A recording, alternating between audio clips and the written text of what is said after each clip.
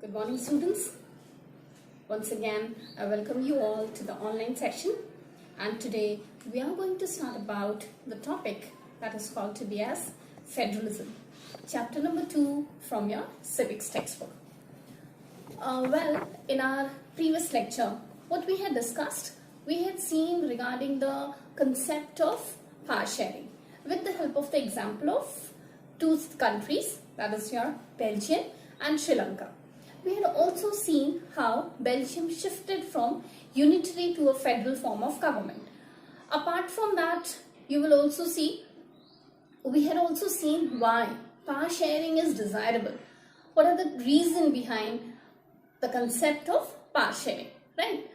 And we had also seen some of the countries where federal form of government is there and exceptions to that, right?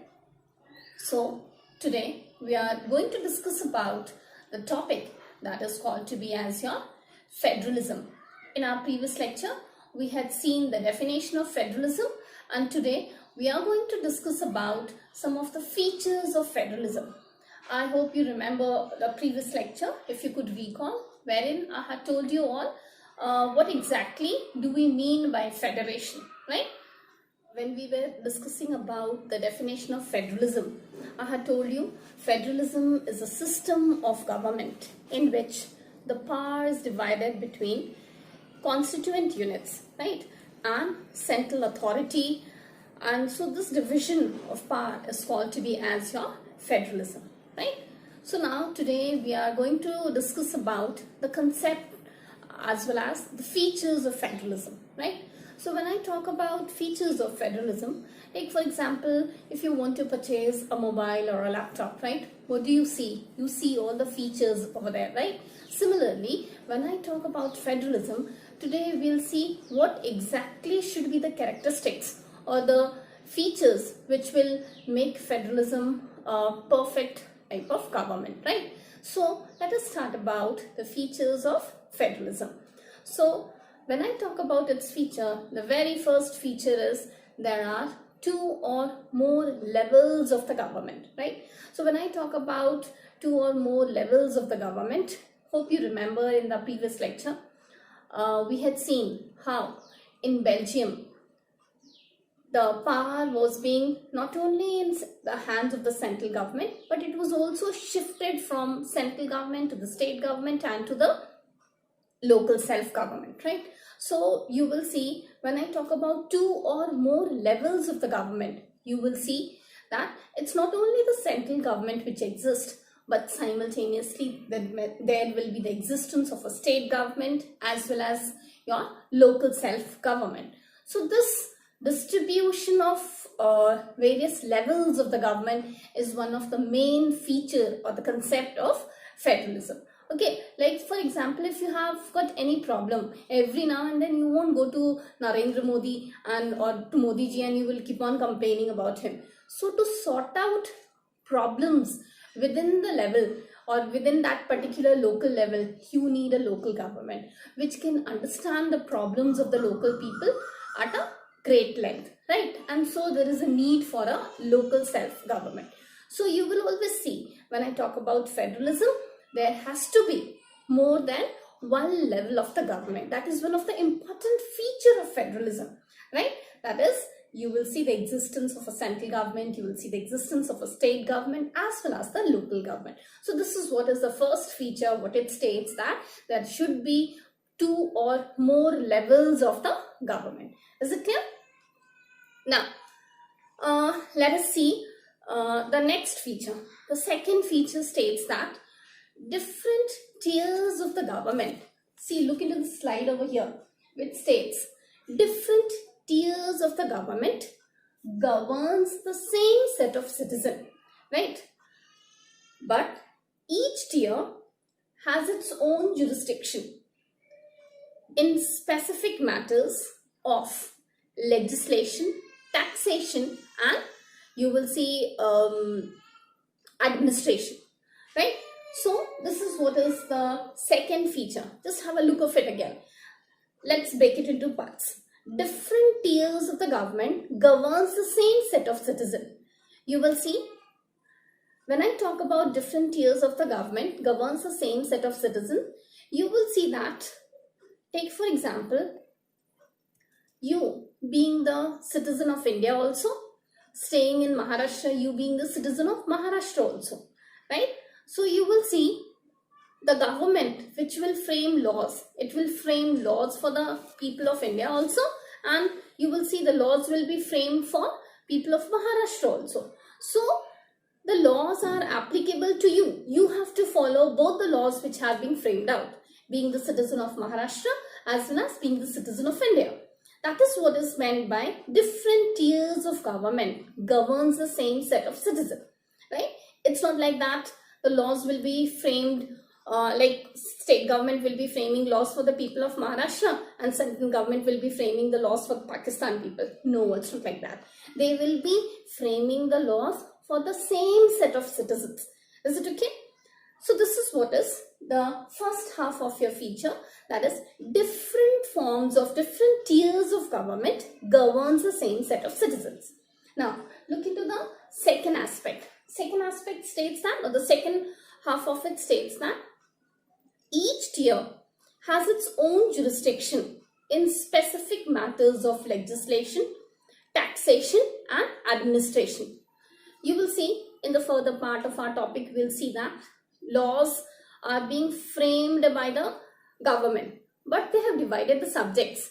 The subjects which is of importance to the center comes in your union list. Subjects which are important to the state comes in the state list, and to the both comes in the concurrent list. So this has been discussed in the further half of your chapter, but you will see the matters, the subjects has been specified clearly for each of the level, right? So this is how you will see that, like from which all sources the taxes will be collected by the central government, which all taxes will be collected by the state government. Everything is being specified. Is it okay? Like for example, you will see income tax, wealth tax, all these are being collected by your central government, your property tax, your water tax, all these are being collected by your local government. So this is how there has been a broad division regarding the matters of your, that is specific matters of legislation, taxation and administration purpose. Fine. Let's move into the third point. Look into the slide over here. The third point, what it states that the jurisdiction of the respective levels or tiers of the government, it's specified in the constitution. Is it clear? So you can say that the existence and authority of each tier of the government, it is constitutionally guaranteed. So what exactly does it mean? It means that whatever is the area of operation or the area of working of each level of the government or each tier of the government, it is being clearly specified in the constitution. You will see our constitution maker, Dr. Rajendra Prasad, Dr. B.R. Ambedkar, they took great efforts in framing the constitution of our country. And in that they have clearly laid down, like, what should be the area of jurisdiction of the state government, what should be the area of jurisdiction of the central government. Right? Unless and until it is specified, there may be chances that problem might arise. You will see central government when in power might try to change it out. Would you remember the example of Sri Lanka where they interpreted the constitution as per their need, right? So this would lead to lots and lots of difference of opinion as well as quarrels among the various levels of the country. If you look into the example of Pakistan, there also you will see Pervez Musharraf, when he was ruling, he used to amend the constitution several times, right? So here in Indian constitution, things are being clearly specified, right? That no changes could be made out, right? So this is what is the meaning. The jurisdiction of the respective levels of the government, it is being clearly specified in the constitution. That is, which all subjects will be included under the central government, which all will be included under the state government. Everything has been clearly specified in the constitution. The constitution maker took lots and lots of effort in putting all these things so that in near future there should not be any difference of opinion. Is it clear? Apart from that, you will see, as it is being specified in the constitution, the authority has also been given, like in which all specific areas the authority of a central government will be there, in which all areas the authority of the state government will be there. Everything is being clearly specified and mentioned in the constitution. So this is what is your third point, that is the jurisdiction of each level is clearly specified. Where it is specified, it is being mentioned in the constitution. Is it fine? And not only mentioned, the authority which belongs to them, that is also being stated out. Fine? Now, let us move on to the fourth one. The fourth feature, what it states, the fundamental provision of the constitution cannot be unilaterally changed by one level of the government. Such changes, you will see, requires the consent of both the levels of the government. That is, you will see if any changes has to be made in the constitution, it's not like that central government on its own feel that yes, these things or these are the features or these are the rules which should be changed out. Alone, he cannot do those changes. He has to take the consent of the central government, that state government. Unless and until the consent of the state government is taken into consideration, no changes can be made. That is why there has been specified, it states that the fundamental provisions, the basic provisions of the constitution, it cannot be unilaterally changed by any one level of the government. Whenever the changes has to be made, both the levels, the consent of both the levels has to be there. Consent of the state government as well as of the central government. Is it clear? So you need to remember. Apart from that, now let us move on to the next feature.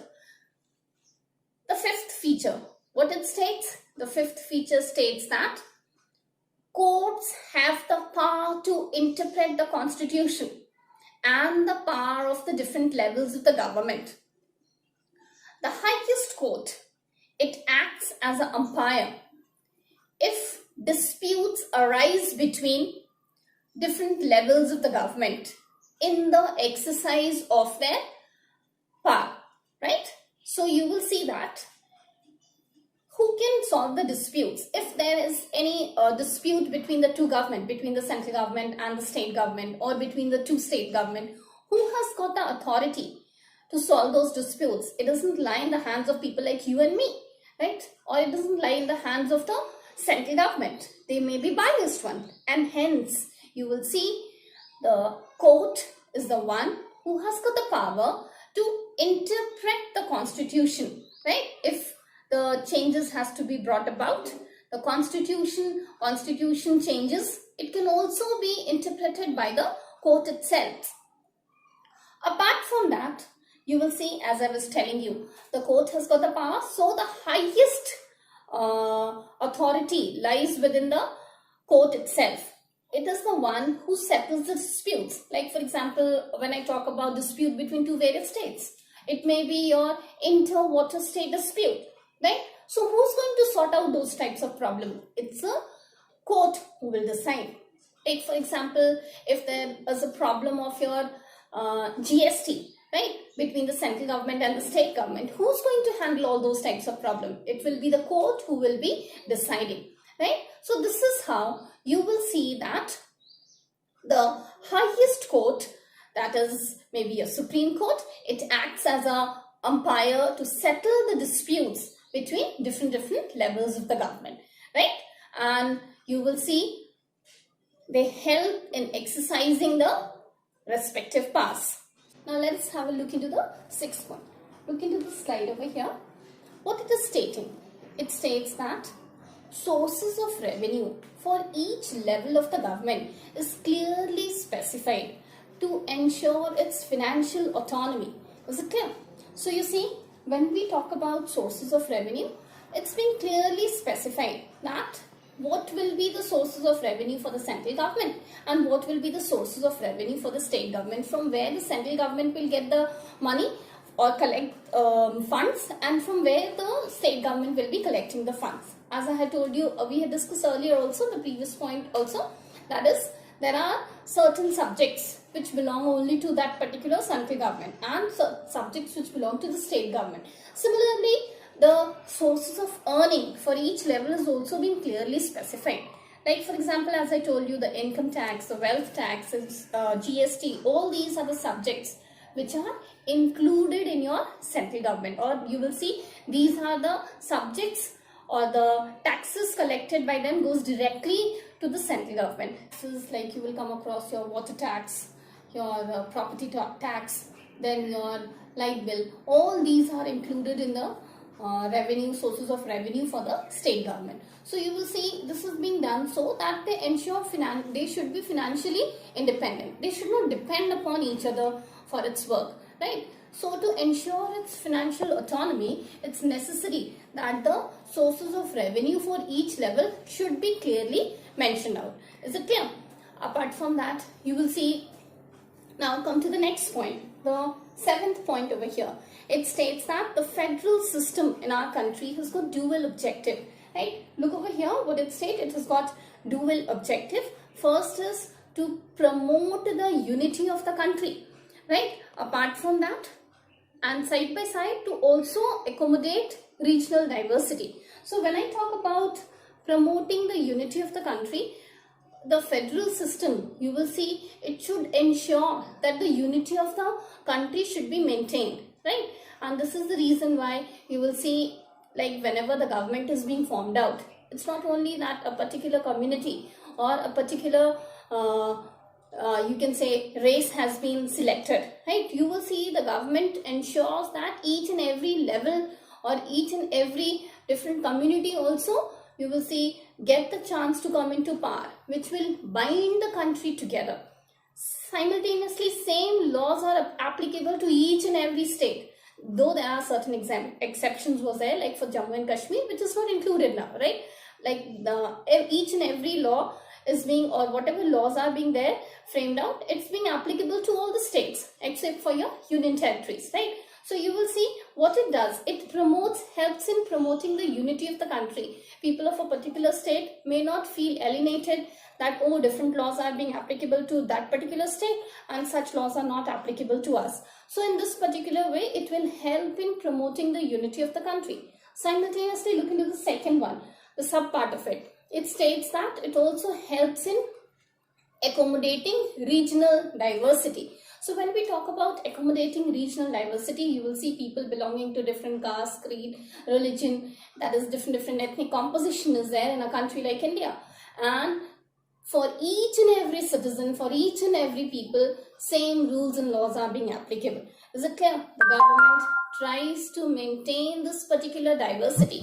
So one of the basic feature of this particular government is to accommodate regional diversity. Is it clear? So these are some of the points which are being included in your features of federalism. Apart from that, you will see when I talk about the features of federalism, you will see India is one of the country wherein, as you all must be knowing, since more than 70 years of our independence, the constitution hasn't changed even once. Though there are certain amendments, but still you will see we are the one who follows the constitution which was 70-year-old. So just imagine how beautifully that particular constitution must have been framed out, right? So this is what is your features of federalism, right? So what we have discussed in this particular module, in this particular session, we had seen the features of federalism, as well as we had also seen what exactly do we mean by the definition of federalism.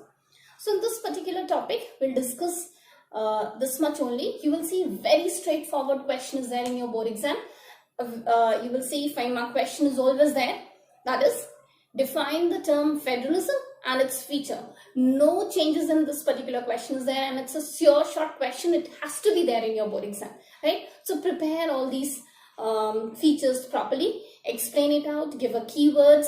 So this is what is there in this particular module, right? So let's have a quick recap. As I told you, In this module, we have discussed about the definition of federalism as well as the features of federalism.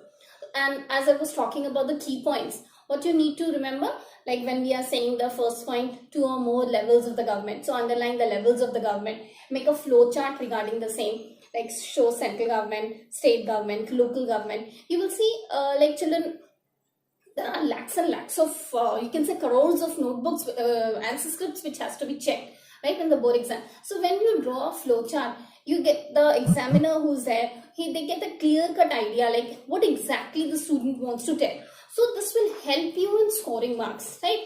When you have the chance of getting 2 marks, you might be getting half marks. So in this way, if you give a keywords, if you write flowchart, it will enhance your probability of scoring the marks, right? And just imagine half marks increased in all the questions. So automatically near about 34 questions are there. So your 12 marks are automatically increased. So your presentation should be very nice, right?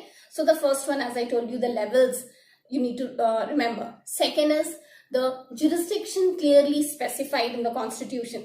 So underline that. Similarly, you will see the jurisdiction of the levels is being mentioned. Different tiers governs the same set of citizens. So underline that, governs the same set of citizens. Who has the power to interpret? The court has the power to interpret the constitution. So underline that particular word. Then you will see court is the one who acts as an umpire, right? So underline that. Sources of revenues being clearly specified. So underline revenue clearly specified. And the last point, dual objective, safeguard and promote the unity and accommodate regional diversity. So this is how you will see what exactly you should write your answer. And 5-mark question, not less than 150 words, right? You can increase little more, but not less than that. So this is all about in today's topic. And so the question for the day is, define the term federalism and explain its features. 5-mark question, right? So we'll stop over here. Read whatever is being taught to you thoroughly and see you in the next lecture. Till then, stay safe, stay home. Goodbye. Thank you.